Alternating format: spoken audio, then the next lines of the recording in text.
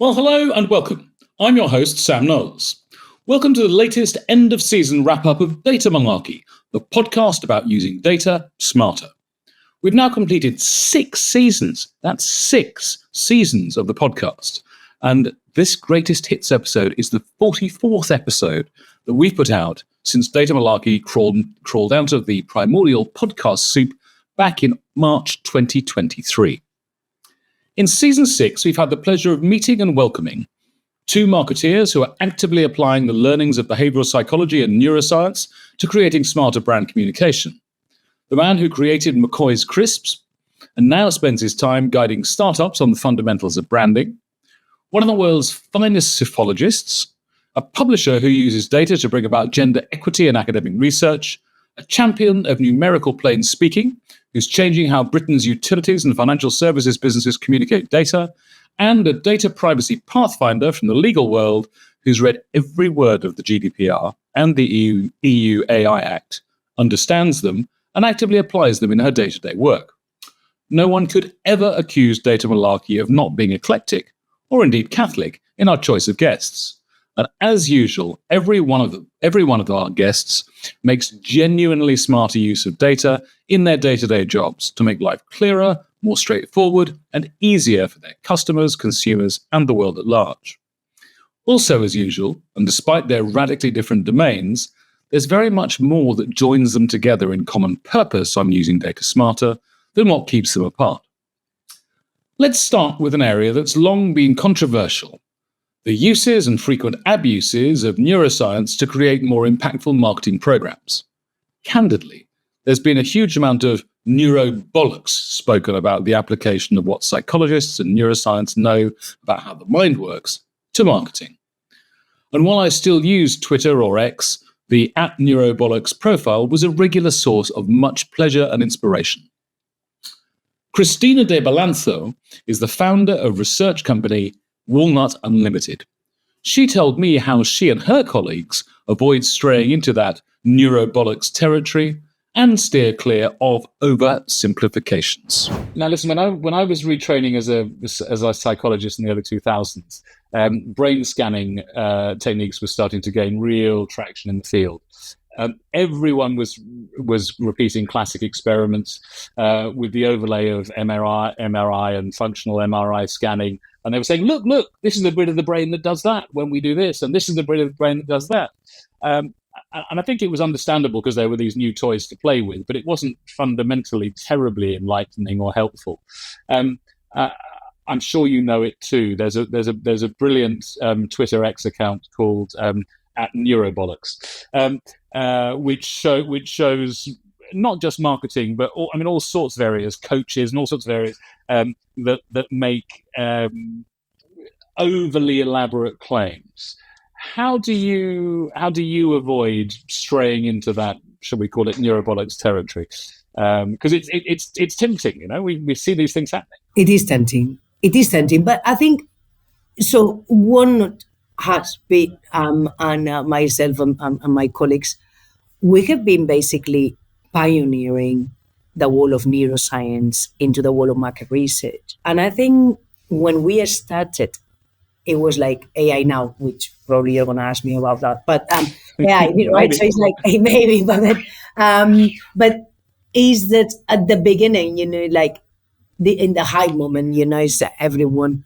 There were a lot of cowboys, where these neurobollocks were in the everyday conference and papers and publications and these headlines that it was like, what are you saying? And they hurt us. I mean, I think the people who were properly working on it, we were trying to be faithful and also very aligned to what the limitations were. And this is the reason why we don't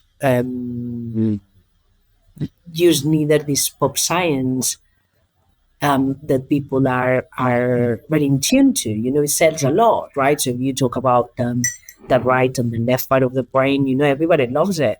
But No, right? So it is just wrong, a wrong way to describe the brain. The brain works as a whole, right? So it's not that they're specialists, but it's not the answer. So I think also all these pops and how we do it is really, but not over claiming, but trying to keep the relationship with experts and academics by trying to sending these kind of misleading headlines that to some degree makes our lives more complicated, but we are avoiding oversimplifications.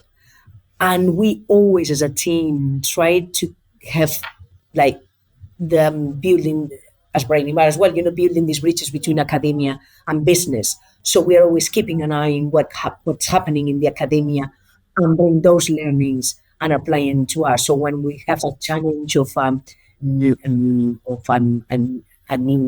or a new application, we always go first to the science and the academia. I'm still reviewer for the Journal of Advertising Research, and my colleagues as well write peer review, or we review all the lead review that we do is always in academia. So it is easy not to fall into this neuro bollocks if you are agile, you are able to be commercially driven, but always keeping a foot, into the real stuff. Obviously, it's not academia what we do, but in the heart and the essence is true science. Natalia Talkowska is the founder and CEO of Natalka Design. She also talked about the role of neuroscience and behavioural science in creating more effective storytelling and communication. She makes the point that simplicity, which drives effectiveness, is something that's incredibly hard to achieve, particularly in a bigger and bigger data world. Now listen, you described yourself as a neuroscience-led strategist, visual innovator and a storyteller. Can you tell me how you bring those three diverse fields together into what you do, and maybe particularly focus on the role that the data plays in the work that you do? For sure. I mean, I'm fascinated by how it all intertwines and is connected. And I always think that if we all in business knew a few things more about how we process information, how we remember information, how we respond to things, how we care about certain parts of information and other parts are useless, and so on and so forth, we would all be doing better in terms of our goals, in terms of, mastering the goals and like KPIs and all of that stuff. So I quickly noticed that, the world that we live in, as in myself and the team, it's very much about creating beautiful stories, and they can be projected, they can be illustrated, animated, doesn't matter actually the outcome. What matters is the story and how people respond to it. So that's what we always try to survey.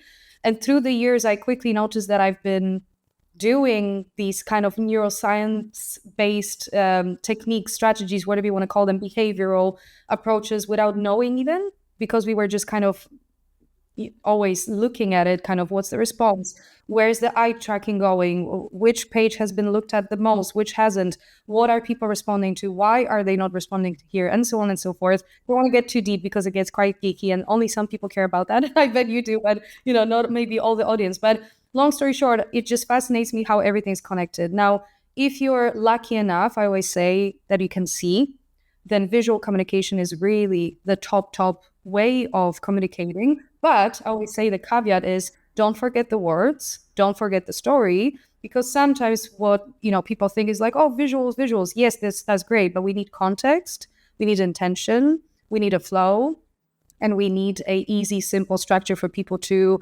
comprehend that information and to respond to it. Because again, on the other side of the spectrum, if I say to you, think about an apple, and to all your audience right now, think about an apple. Obviously, if I were to put it in a very quick, almost chat GPT-esque mood board, all the apples, everything will be different. So we are thinking about, let's say, the same information, but we process it and experience it and imagine it differently. So the visual communication really puts us all together in one place. We all look at the same thing. We can respond to it. We can negate it, or we can say positive things, but at least we're looking at the same thing. So the visual communication, the storytelling, and the neuroscientific facts help us to know that when we produce something for clients, it's not just pretty, it's pretty. And we know, based on data, that the response will be that much higher or that much more expected. So that whatever we produce is basically backed up by not what I think or what I, let's say, wonder and create, but also what the data says and what other people experienced. So that's kind of the cocktail that we live in, and clients seem to really respond well to it because it has that backing. I can imagine. So, are you saying that you wouldn't come forward with a creative expression of a visual and or a verbal story if that hadn't actually been tested before you share it, because you want to be able to demonstrate that this is something that it is going to work because you know it's going to work because it's already been shown to work in a small sample? Yes and no. Depends what's the goals and what is the process, I would say, especially when we work with life experience, where that instant kind of skill is needed of literally interpreting something visually that is being said right now, there and then. One can claim, well, there's no way you can predict what that person's going to say. And that's very true. Apart from some projects where I will say behind the scenes is, as I call it, highly controlled content. And we can all imagine which types of organizations and companies need that to make sure they're not in trouble publicly. But if something is instant and live, God knows what's going to happen, right? But again, based on the methodologies that we're using and the facts and the what we call kind of almost heartbeat moments, every story has those heartbeat moments. You can call it, of course, whichever way you like, but that's kind of what the audience is responding to, what we've learned to put into our methodology. We just know that certain moments are those moments that add to the story and to the output rather than take away. So my job constantly is to simplify, simplify, simplify. Our brains love details. They get really muddled in it. We're not getting much out of it. And sometimes, as you would know, in the world of business and I think marketing and storytelling and advertising, we all know which campaigns have been doing the best in the world so far. Let's call it the best in terms of the collective understanding of a good ad. And it's always simple. And funnily enough, that's very hard to achieve. Making things simple for consumers of data-heavy companies, those providing utilities like gas, water, and electricity, mobile phone companies, and perhaps particularly financial services businesses, is what motivates Mike Ellicock, the founder and chief executive of Plain Numbers. We talked about a hardy perennial, a favourite topic for Daily Data Malarkey, the curse of knowledge. A previous guest, Harvard psychology professor Steve Pinker, describes the curse as the difficulty in imagining what it's like not to know something that you know, and it blights clear communication with data. Here's Mike to explain more. In his book, The Sense of Style, The Thinking Person's Guide to Writing in the 21st Century, Steve Pinker, friend of this podcast, former guest, and Harvard psychology professor, he says that the success of both the legal and the financial services industry is almost entirely predicated on the curse of knowledge. And he defines this as the difficulty in understanding what it's like for somebody else not to know something that you know. In your work at Plain Numbers, and the number of the different organizations that you've got as on board and involved in the training, the development, the improving the way that they present their data, would you say that financial services businesses are, maybe by their very nature, because they're dealing with money, the worst offenders in terms of communicating their numbers? I'm not really in a position to say who are the worst offenders or anything else, but I definitely think there's a huge awareness raising exercise to do around the curse of knowledge. Is very, very much part of our approach. It's there are three principles upon which the Plain Numbers approach is built. One is around the way in which we represent numbers themselves. One is around numbers in context, so the words around the numbers, and that very much the curse of knowledge is pretty much where we headline in terms of that. TLAs, three-letter abbreviations, which normally gets a bit of a smile from people when they don't realise what TLA stands for. And then the third element is how we think. So it's behavioural science. So it's all of that kind of drawing upon the work that we did with Behavioural Insights team, but particularly kind of Kahneman stuff. So those are the kind of three elements. In terms of, and the curse of knowledge is writ large everywhere. That is definitely the case, and it is writ large within financial services. Financial services are doing a tremendous amount of work at the moment, very much instigated by the Financial Conduct Authority over here in terms of their work around consumer duty, which I'm sure we'll come on to. And that's principles-based regulation that focuses on good outcomes for customers. That's been a huge impetus, I think, in organizations working with us. And that's, it's just been kind of serendipitous, I guess, in terms of, when we did our trials and our trials featured in the consumer duty guidance communication. So, yeah, curse of knowledge is just the most huge factor. And it's very much woven into the kind of support that we give organizations in terms of training up communication professionals, many of whom are broadly aware of issues around the curse of knowledge, but a lot of their colleagues aren't, and they just can't. It's not within their purview, their world view, that people couldn't understand the kind of concepts that fundamentally underpin their work. So yeah, it's a big element of what we're talking about. I wasn't asking. I mean, I wasn't at all asking you to name and shame your funding members. But it's very interesting. I mean, I often find myself working with market research companies, partly because I'm deeply involved in Market Research Society, but also because quite clearly the insight and analytics industry deals with a lot of numbers. And they have clients who may well have maths anxiety, working in marketing departments or wherever.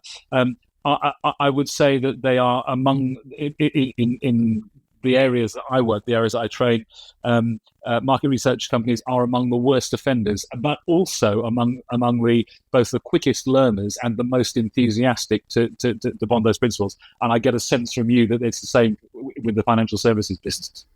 Yeah, I think so. I think, and it's fascinating with different size businesses and those that have legacy systems, and you've just got these grinding through these tech issues of making the kind of changes that they, a lot of them know they need to make, particularly once they've become plain numbers practitioners. So yeah, things are moving in the right direction, but we are just so far away from an end state in which numbers and data are communicated clearly in the majority of occasions. A huge opportunity is government, is government's communication with citizens, and yeah, we're slowly exploring that area. We're very much hamstrung by things like government procurement policies, which are all well-intentioned, but tend to make it a closed shop in terms of doing anything work with government, and very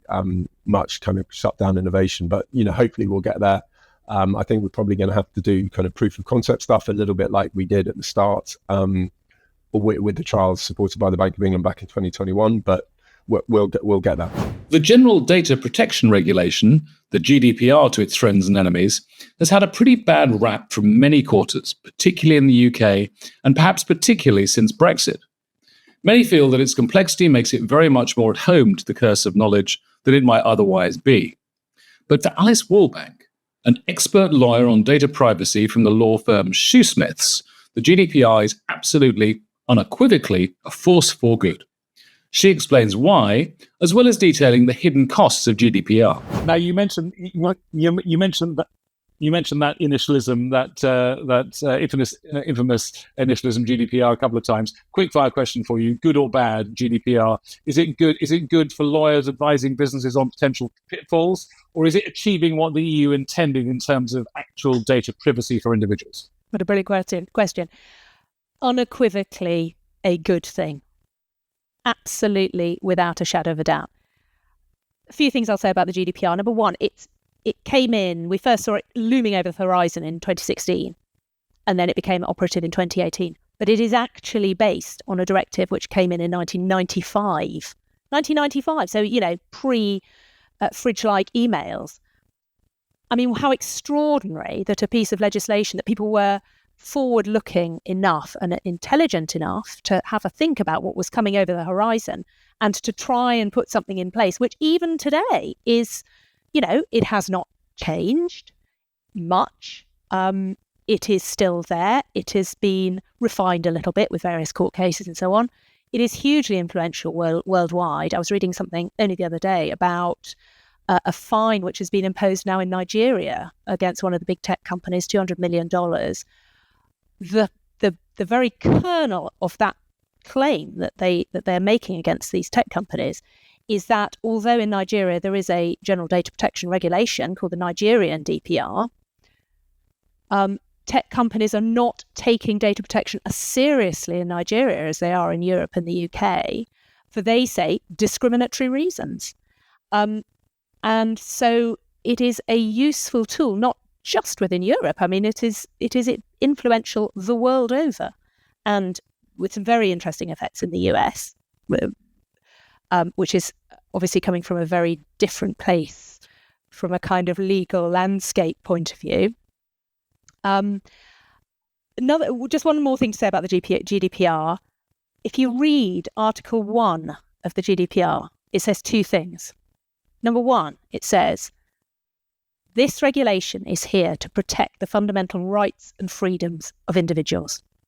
Us, against the unimaginably powerful forces of big digital technology, regulation and consumer forces. Number two, it says, this regulation is here in order to promote the free flow of data within the European Union. So what it's doing is it's saying you can share data. You can share personal data about people. Yeah, that's fine. But if you want to do that, you have to conform to these particular standards and expectations, which are going to be the same in all countries so that there can be the free flow of data. So the GDPR is doing two things. It's protecting people, but it's also making an open market in data, which, after all, is what all the innovators want.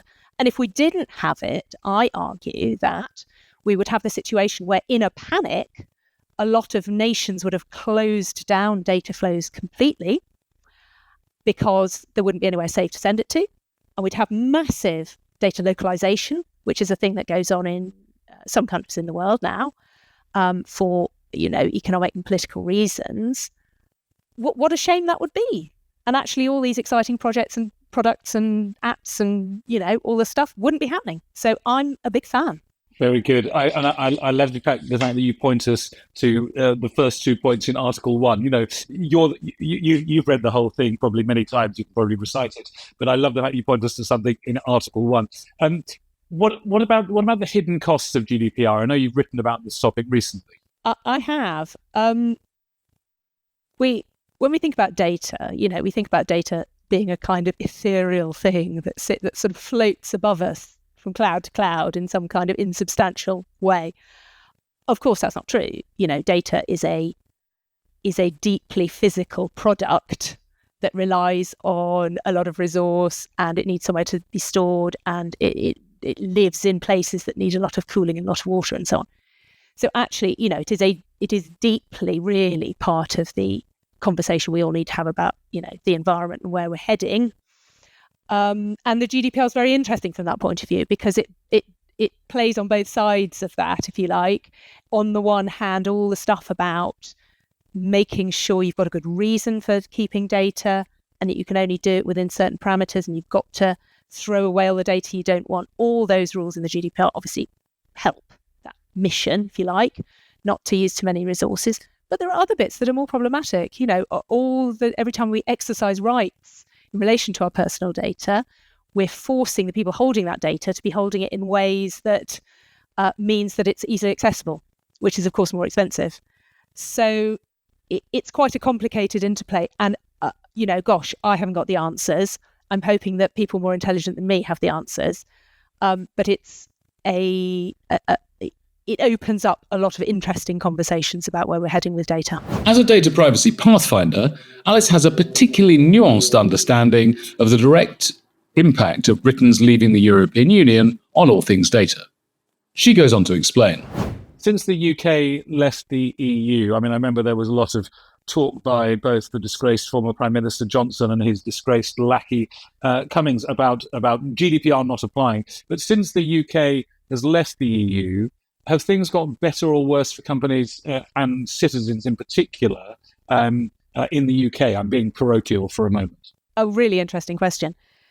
After Brexit, the GDPR was embedded into UK law, for want of a better way of putting it. And it's now, so we now have the UK GDPR.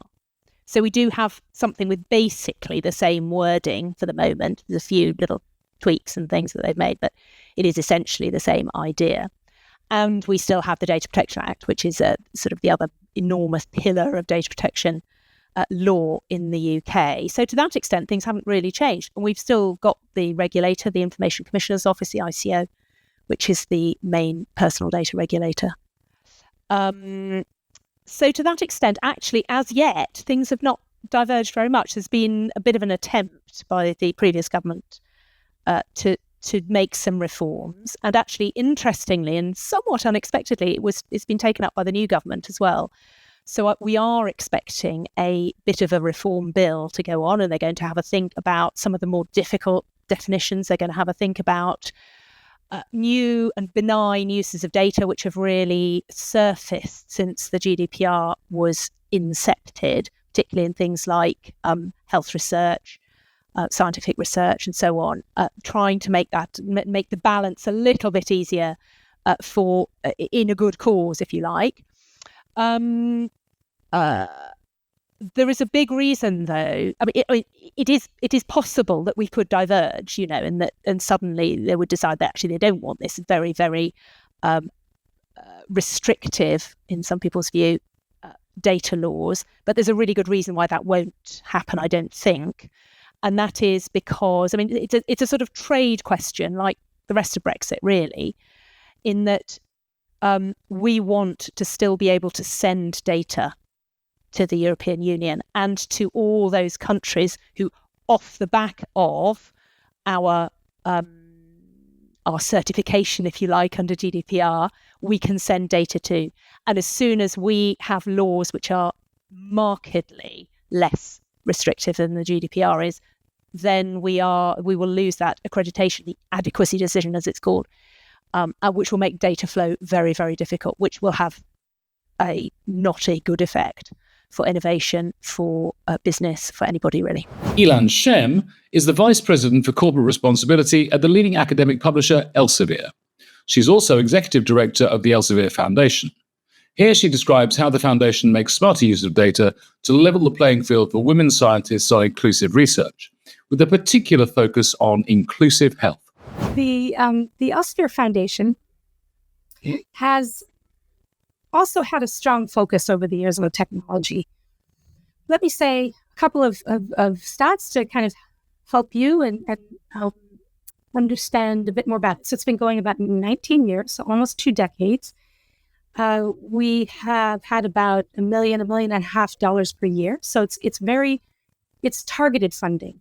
I'm always lobbying for more, but what I am able to do is, with our 15 to 20 partnerships at any one time, I'm able to reach into the organization and get the access to the content, the data, the analytics, the expertise, the editors, really the PR help, anything I need to support the partnerships. And I'll provide a few examples. But so you have to imagine, so it's a small but very targeted nonprofit, and we sat down and really thought carefully about where we can have the biggest impact. If we're not going to be a huge funder, how can we really? And so we see ourselves as, and we talk to colleagues like Tracy Guam too, many external partners, internal leaders, to try and shape this. But what became very clear is that we are a catalyst.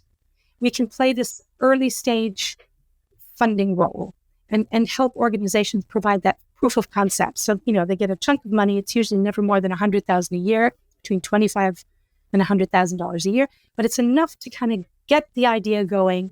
And we might do that over a number of years, and then, help them really connect up with bigger funders. And a lot of what we're doing is, so it's focused on inclusive research and inclusive health.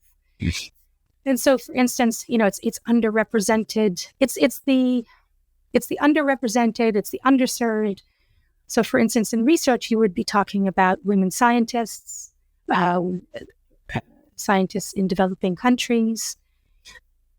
A lot of what we do is recognition, which is where Elsevier is incredibly helpful because we can reach in and really spotlight, create real spotlights on researchers around the work they're doing as women scientists in working in different SDG fields. We have awards. We put a big kind of show around it. Think of our early career awards for women scientists are kind of a precursor to the L'Oreal Awards. We see it as a sort of pipeline. And many competitions around the Sustainable Development Goals, Chemistry for Climate Action, accelerators.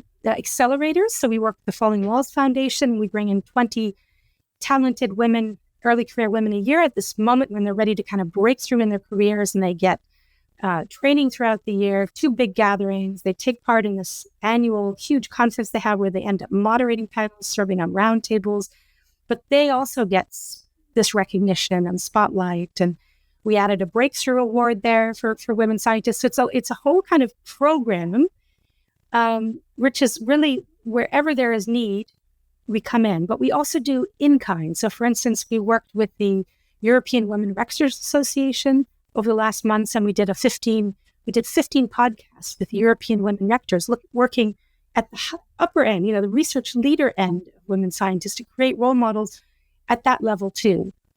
So they tell their stories, they provide recommendations on how should the European research framework evolve. Just to give you an example, so we're kind of, because we've been going a long time, we've built an expertise in an area. Organizations also come to us and say, would you help out with this? Join us with this podcast series. We've also been working with the gender summits since 2011. So we have a whole partnership with them. And the gender summits it's a fantastic platform led by Elizabeth Politzer, actually a computer scientist. So maybe someone for a future conversation. But the platform is really, I would say it's more a movement, but it's really trying to really embed the sex and gender dimension in research. So think of how heart attacks present differently for women, and but also advance women's science. And it brings together many different, stakeholders for dialogue. And we're supporting that discussion and platform, especially as it establishes itself in India. There'll be a gender summit in India next year, in Africa.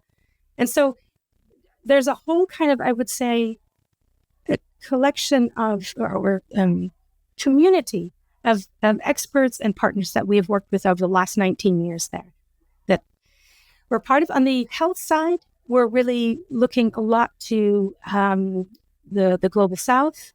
So working with organizations like Concern, but also the AIDS Fund, to ensure that youth in Indonesia, for instance, can get access to reproductive care, HIV/AIDS information in a very safe environment. So it's called STEP Digital Care. It goes from a chatbot all the way to a caring, clinician. So there are many different projects, but also working on areas around health equity in the U.S. with historically Black colleges and universities. So it may seem like a lot, and I don't want to overwhelm with too much information and details, but I think if you think of it as 2 pillars, inclusive research, inclusive health, and going where there is, we feel like we, in our small way, can make a kind of targeted contribution and also bring the full weight, of Elsevier's resources to bear. Professor Sir John Curtis will be familiar to anyone who's ever watched BBC TV's coverage of any election over the past 40 years. As Professor of Politics at the University of Strathclyde, John has revolutionised that staple of election night special, the exit poll. Here he tells me how he did it, in partnership with David Firth from the University of Warwick. Without getting too technical or asking you to give away your secret sauce, can you explain what you do that gets things right with exit polling in particular that others have got wrong? And I know in the last 10 years, pollsters and polling companies and experts have got things spectacularly wrong time and again. Well, I mean, the first thing to realise, of course, is that doing an exit poll is a completely different species from trying to conduct opinion polling in advance of an election. And the fact that you get one right doesn't necessarily mean to say you would get the other right. Fortunately, I do not. While I use polling information and comment on the basis of it. I don't myself conduct opinion polls. I am involved in academic surveys, particularly the British Social Attitude Survey, but that's again a very different kind of species. It's not predictive, and it's field work done over 2 months, etc., etc. Very different. So back to the exit poll.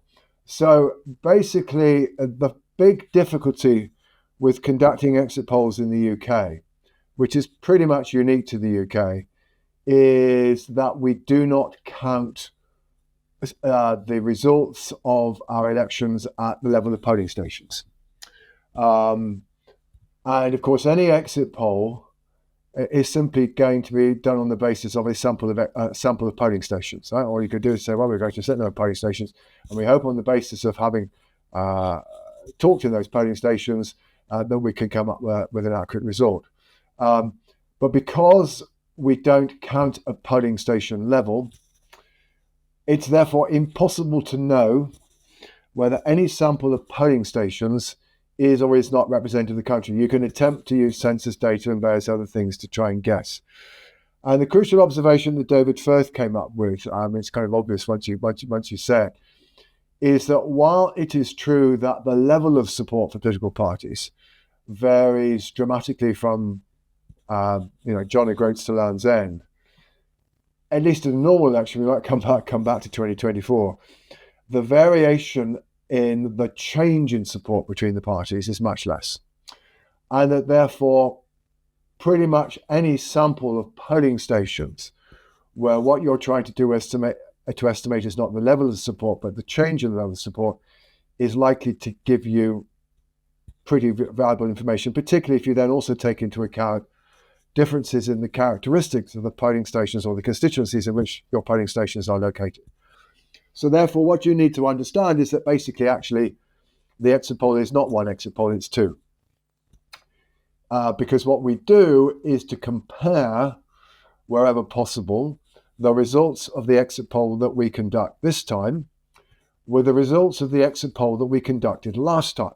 And yes, as you might have guessed, what we are doing wherever possible, although it's not always possible, and a lot of the effort with the exit poll is involved in trying to deal with this, we go back wherever possible to the same polling stations as last time, because that then enables us to have an estimate of the change in party support.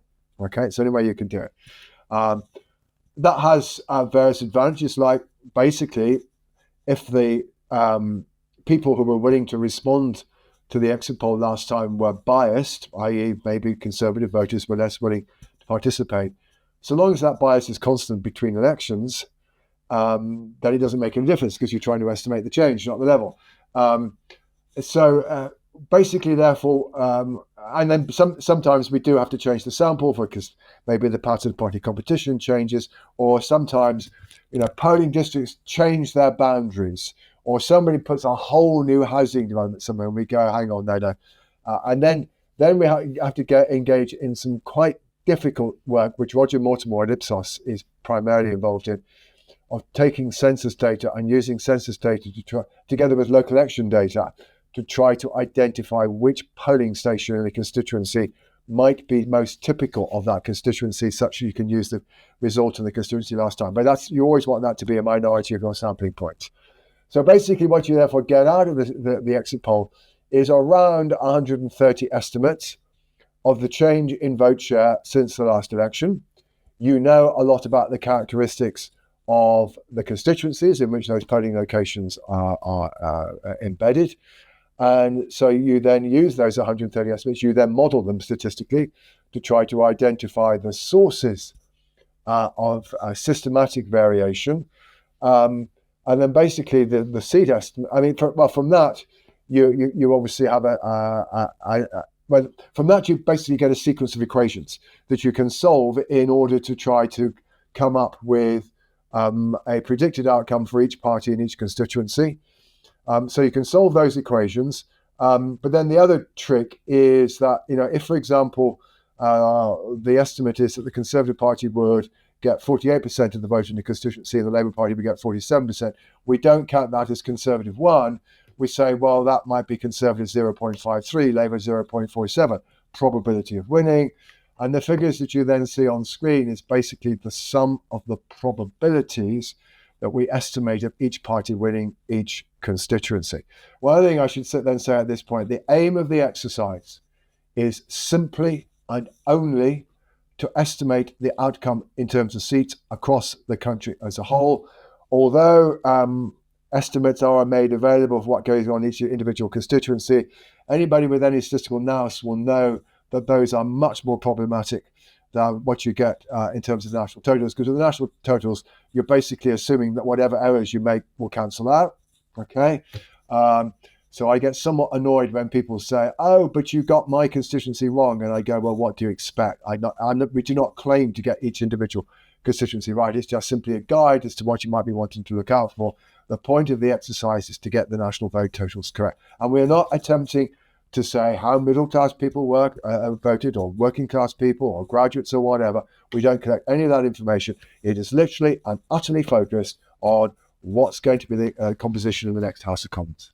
And I guess really that isn't all that matters, but that's what people are tuning in to find out. And if you can get a good sense of that at 10 o'clock and 1 second or just after, that makes for either an uncomfortable or a comfortable evening for viewers. Yeah, I mean, in the end, the point of the exercise, from my point of view, in a sense, is it almost doesn't matter if the exit poll is right or not. What the exit poll does is it provides you with a guideline of the direction in which we might be travelling, because otherwise all you've got is, oh, we've got a result from Sunderland South. Well, so what do we make of it? What does it mean? Now, historically, what we tended to do is to say, well, there's a, let's say, 2% swing to Labour in Sunderland South. If the rest of the country there was a 2% swing, ergo, this is what we might expect. But of course, we don't necessarily expect the whole country to vote the same way as Sunderland South, or to move the same way. But the point is that what we're then able to do with the exit poll, and this is where the individual constituency estimates are used, in a sense, is to say to the reader, well, look, if the exit poll is right, this is roughly the result that we might expect in Sunderland South, or in Swindon, or some of the other declaring seats. And then basically then the point is that if after a while, not that every result is spot on with the exit poll, but that the direction of travel is clearly that basically the exit poll is in roughly the right place, then the viewer can be aware that, well, it may not be 405, it might be 415 or whatever for a party, but that we know the direction of travel, we know where we're going, and we begin to be aware of what are the political implications of what we see. Many believe that branding, particularly visual branding, is an exercise in magic rather than logic, that data can get in the way of creativity. Branding guru Bill Woolsgrove is the founder and head of ideas at the wittily named consultancy Brandad, and Bill very definitely does not agree with this position. His advice, for example, to university students starting out on the journey to become designers is, don't start anything without doing research. It's a ridiculous idea. Design is not drawing. Design is problem solving. Here, Bill told me about his data-driven approach to creating a digital-first brand for the rugby football club, the Barbarians, founded in the Victorian era. But I wonder if we could take a concrete example, and there may be some background that you need to bring to this. I wondered if you could talk about the work that I referred to in the introduction for the Barbarians Rugby Football Club. Talk to us about the way, the role, the approach that you took, and also the role that data and information played in your creative process and outcomes there. That's a really good question. Well, the great thing about the Barbarians brand identity work we've done is it's never been done before. They've never had any brand guidelines, because much as they're a revered rugby institution, they're actually a very weird institution in terms of, they have no clubhouse, they have no team. It's all about invitation rugby people. And so when speaking to the committee members we were working with, talking to them about their ambitions, of course, it's rooted in men's rugby. But of course, the world of rugby has changed, and it's got a great women's rugby team. They've got a very good charity now, which uses rugby as a force for good around the world. So what we were trying to get in terms of, if you're talking about data gathering, is what insights can we have from not just, the committee knew all about men's rugby, but what was it about inclusivity in terms of women's rugby and what they're now doing with youth rugby, and in terms of how can the Barbarians be part of that conversation about rugby and health and sports injuries. There's all sorts of things. And of course, also then, what were the charity ambitions? So in other words, the data gathering was about a much broader, dare I can say, pitch than the traditional rugby pitch. It was much more about what rugby means in the world and how rugby can be used as a force for good. You know, it's about teamwork, and it's about play, and it's about spirit, and it's about the game. And of course, the Barbarians don't have to win, which is why they play a very inclusive style of rugby. And it's almost like what I love that they kept on saying in every kind of workshop we did is the Barbarians is every rugby fan's second team. And it was a sort of, you know, and learning more, you know, and I'm not a rugby fan, so it was a really weird thing. And I think sometimes being objective and not being thrown into the fold, you know, I prefer the round ball, as you know, we've had lots of conversations about that. But my copywriter, Terry, is a huge rugby fan and watched the Barbarians play from South Africa. And I think it was quite nice from two perspectives, both the somebody who bought into the brand and somebody who really didn't know what the brand meant, that it kind of, sometimes I think is having a bit of a broad church view is quite good. But we needed to know about what they were trying to say for the future, because, as you know, I focus on what we did to the Barbarians is we created a digital first brand.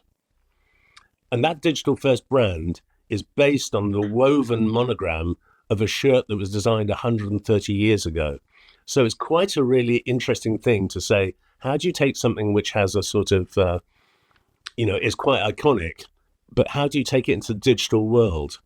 And that's not just the look of it, but then how social media work, what content you create, the style of that content, and how you make people realize that it's not just about looking for the, 6, 10 or 12 Barbarians games a year.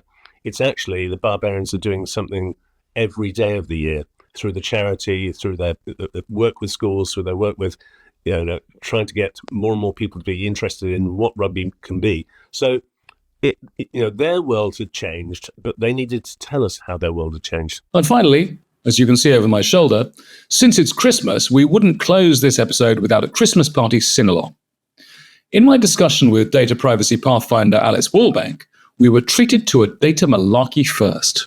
In closing out our discussion, in answering my Columbo question, Alice chose to sing a snatch of her all-time favourite data privacy and data-related pop song, Rockwell's Somebody's Watching Me. Now, listen, of course we have to have a Columbo question. In the way that you read and think and work with data and data privacy, is there anything that I haven't asked you that I should have asked you? Well, Sam, I'm very, very shocked that you haven't asked me what my favourite privacy and data related pop song is. Alice, what is your favourite privacy and data related pop song? Okay, Sam, take yourself back to 1984, which is, of course, a key year for the privacy and data community. Imagine that you're in the nightclub. I'm in my white stilettos. I think you might be in your pixie boots, possibly. I'm going to take my white stilettos off because they're a bit uncomfortable, but I'm dancing around my handbag. What am I dancing to? I am dancing to Sometimes I feel like somebody's watching me and I get no privacy. Oh, of course, I'm just realizing that I've just caused a copyright problem, terrible dimensions, which as a lawyer is probably not a great thing, but nonetheless, that is by Rockwell. And it's absolutely extraordinary. I mean, it's 40 years old, but if you read it now, it's got all sorts of stuff about how, you know, the IRS, which is obviously the US HMRC, is going to be looking at what we're doing. You know, we're going to have no privacy on our phones. And all the rest of it. I just love it. Well, listen, you've Alice, one, you've taken us right back to 1984. Two, it's a Data Malarkey first. I don't think we've had anyone sing on the podcast before, so you've set the bar very high there. So there you have it. Season 6 is a wrap. We're taking a seasonal break for Christmas and New Year, and we'll be back with Season 7 towards the end of January 2025. Thanks so much to all of our guests. to Alan, Mike and Christina, to John and Alice, Bill and Natalia. Thanks for agreeing to appear on the podcast and for all the hard work that you, your colleagues and organizations have put in to share and promote our episodes with your communities. That helps so much to extend our reach. Thanks also to our growing army of listeners, streamers, and particularly our subscribers. There are thousands of you now, and you make the job of finding guests, interviewing them, and promoting the episodes on social media so worthwhile. As ever, any suggestions for guests? If you think you'd make a good guest, or you know or work with someone who tell a great story about how they make smart use of data, drop us an email at hello@usingdatasmarter.com or complete the application form at https://www.usingdatasmarter.com/guest. I look forward to welcoming you back to our data-driven common sense podcast soon, with the Data Malarkey podcast dropping every other Wednesday on Apple, Spotify, and YouTube Music. And of course, video episodes go live a week later on our YouTube channel at Data Malarkey. In the words of Raymond Briggs's Father Christmas, happy blooming Christmas.